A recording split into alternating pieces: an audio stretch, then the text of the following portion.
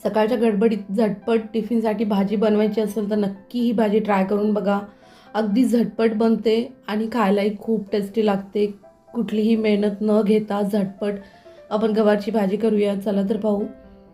गवार बारीक कट करून स्वच्छ धुवून घ्या आणि कढईमध्ये मी एक 5 मिनिटं गरम करून घेतलं आहे, उकळी काढून त्याला. कारण गवारला थोडासा उग्र वास असतो, तो वास कमी होण्यासाठी पूर्ण शिजून नका घेऊ. आता कढईमध्ये चमचाभर तेलामध्ये जिरं मोहरी टाकून घ्या. जिरं मोहरीच्या नंतर आपल्याला लसूण घालायचं आहे. लसूण ठेचून किंवा बारीक कट करून घ्या.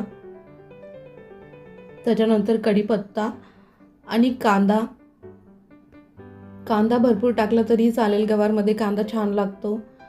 कांदा आता पूर्ण लालसर होईपर्यंत परतून घ्यायचा आहे. सकाळच्या घाईमध्ये जर तुम्हाला टिफिनसाठी भाजी करायची असेल तर ही भाजी झटपट होते.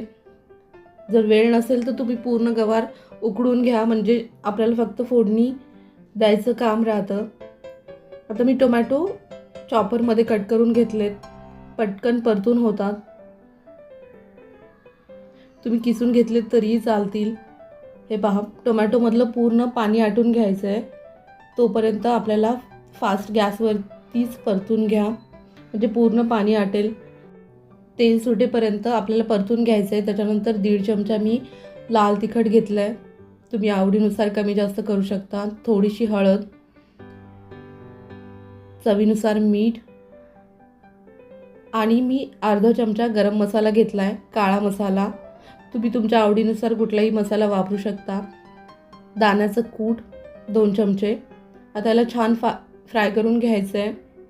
त्याच्यानंतर आपण जी गवार उकळून घेतली होती ती टाकून घेऊया आणि ह्याला असंच तेलावरती परतून घेऊया, म्हणजे गवारला छान मसाले लागतील. मसाले कोट झाले की भाजीलाही छान चव येईल. याला असं 1-2 मिनटं झाकून ठेवू आणि त्याच्यानंतर आपण त्याच्यामध्ये पाणी टाकून घेऊया. पाणी शक्यतो गरमच टाकून घ्या, म्हणजे मसाल्याची चव बदलणार नाही.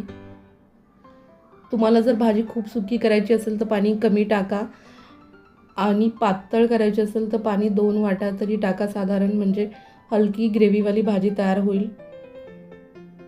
एक 5 मिनटं झाकून ठेवल्यानंतर हे पहा, झटपट टेस्टी अशी मस्त गवारची भाजी तयार झालेली आहे. टिफिनसाठी किंवा वरण भातासोबत खाण्यासाठी. जर तुम्हाला अजून घट्ट हवी असेल तर पाणी आटून घ्या आणि व्हिडिओ आवडल्यास लाईक शेअर सबस्क्राईब करायला विसरू नका. थँक्यू.